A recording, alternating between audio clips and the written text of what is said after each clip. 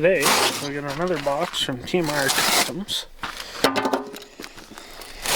Wow, struggle.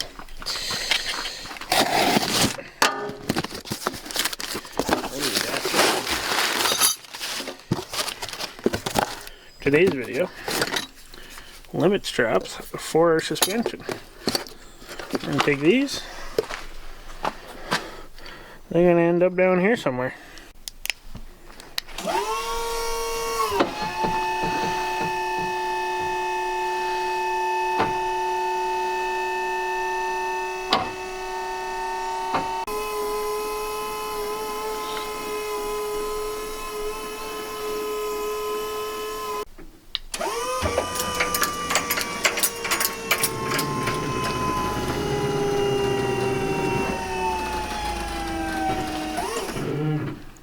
Okay, so we are fully extended on our shocks. Weight is off the vehicle, or weight is off the axle anyways. So we're fully extended on our shock. Now the issue is all this weight is sitting on the piston inside here. So all the weight is on the rod end. Now the issue with that, it's very easy to break the shock apart because they're not designed to have force on them. They are a little bit, but not a ton. So what we're going to do, we're going to mount these limit straps. Now, if you go watch Busted Knuckle, they have a really good tech video on a calculation on how to measure these.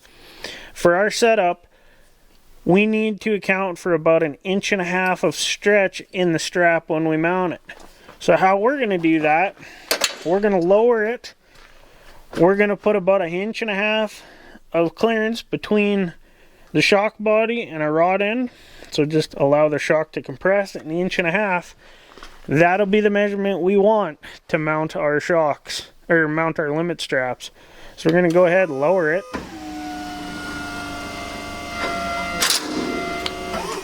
So right about there is about 1.5 inches. I will actually redo this and measure it, but that is now where we want to mount. So we're going to have a double shear tab at the bottom. We're going to bring this up. We're going to mount it here. Now, in the way I want to do this, I actually kind of want it as close to the shock as possible. And it might have just a small little twist in it. But let's go ahead. I'll get these measured out correctly. And then we'll go ahead and mount these.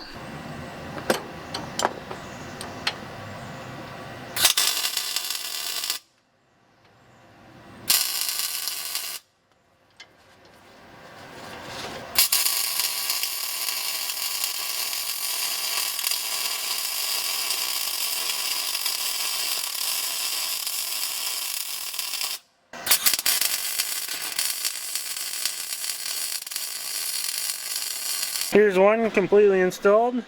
Watch how much this thing stretches.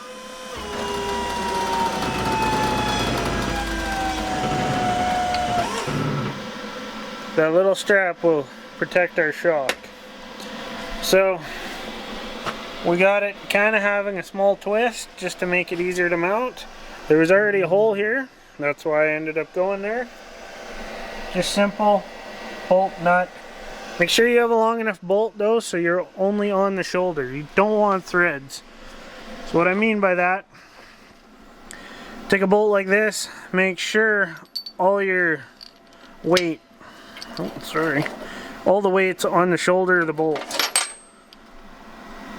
So if you have to buy longer bolts with a bigger shoulder, you can always cut the threads off and make them just as long as you want.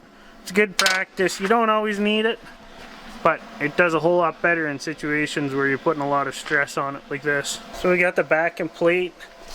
When you go to do these, make sure you have them loose a little bit, just so they have a little bit of play. They don't have to be super loose, but as long as they move freely. The top ones I didn't bother, because those will stay in a good spot. Now we'll just go through, we'll check full travel.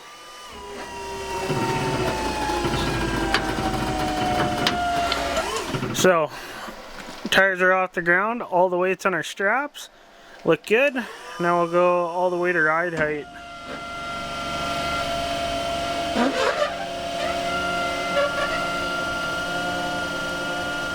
So the one thing to understand is your straps are going to move. So when you're deciding how long to go, like, yeah, we could have done, you know, 4-foot straps all the way up, but the more strap you have, the more slack, I guess you'd call that.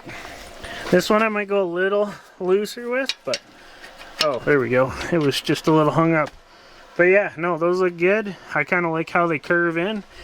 Stay clear from the tire, they stay clear from the shock.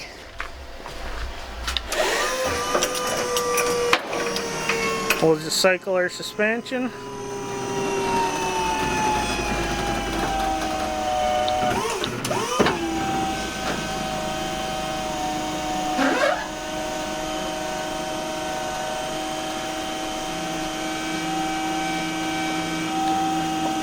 Super happy with that.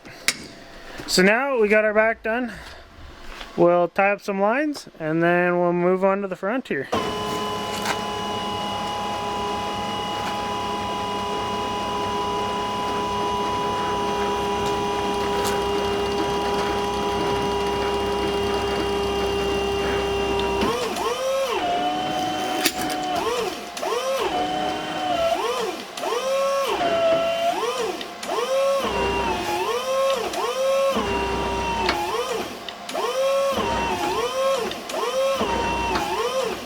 Check this out. First time we've actually flexed out this suspension fully. Of course, service truck coming in clutch. But check this out. So the back, I'd say we're pretty close to 45 degrees there. We still got way more travel to go because we are loose. There's a little stretch left in that, but there's still a bunch of compression left in this shock. Looking absolutely crazy right now. But all our forelinks and all that clear really well. The shock's clear in the back. And then the front. Everything just fits so nice. Clears, like we got a ton of space between the frame and the shocks. Everything's got good rotation, good movement. Even down here, so this is a fully collapsed shock. And still, tires clear. Everything just fits so perfectly in this thing.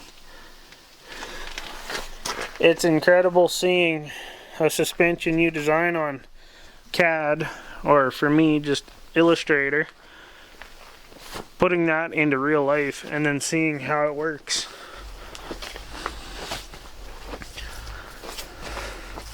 This is another great case of where the limit straps kind of come into play. We ain't got a whole lot of room here, but we got enough that it's not rubbing. So that is perfect. That's pretty much full flex on the back. But like I said, it's still got a little to go there. So as that comes down, it comes in a little closer.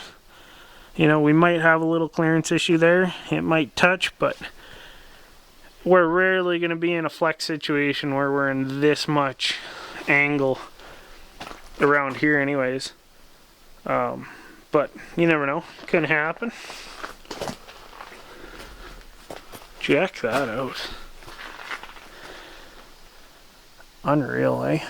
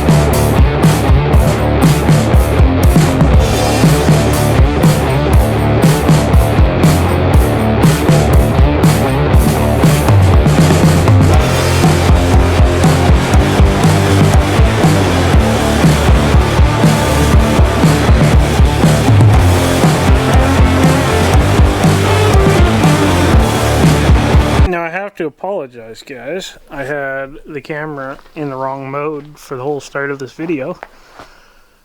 Check this out. We spun it around. We got our fronts done. Built these. Took TMR Customs. These are pre-made tabs, but they're flat bottoms. I just V-notched them. That actually turned out really, really good. And then, of course, our double shear tabs on the bottom. So we're 18-inch straps on the front. We're 20-inch straps on the back. Flexed out. Of course, we're still not completely flexed because we got still so much travel there to go. It's to the point where the crane is maxed out. That's all it will do. This is a awfully heavy buggy. So that thing will lift what it can at this height, which I think is about 2,500 pounds. So we've reached the maximum for the crane. The remote kicked out. But it's just so cool to see this thing fully flexed. And then just to see the suspension work just makes, in person, this is nuts. We're over 4 feet from here down. Pretty incredible. But yeah, check that out. 100%. That's all she'll do. Don't question the janky tie on the tire or the wheel. We also got to do a skid plate. Haven't decided if I'm going to do just a weld-in one or it's going to be removable yet, but we will figure that out. And then other thing, we have to do a full alignment on the bars, square the axles. But everything clears so well. And here's a good, so this one, it's nice and tight. This rear end is far from centered, but we have just hit. And of course we have weight off that shock. So we might actually be fully erect on that. This is just gnarly. What do you guys think? And of course, our full shock is compressed. These are 16-inch travel rad flows, 2.5 inch. We might have to radius our fender a little more. She is slicing the tire right now. But rarely will we ever be in this kind of crazy articulation, honestly.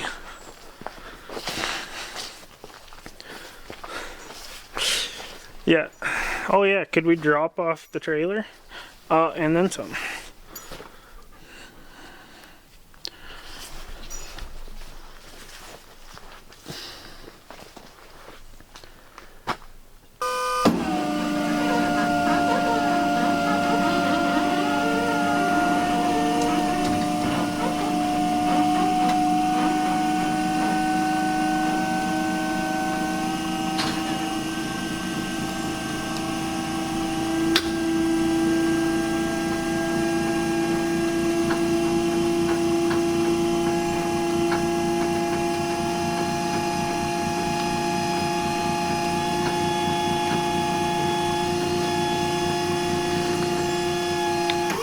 That's going to be it for this video. Thanks for tuning in. Thanks for watching.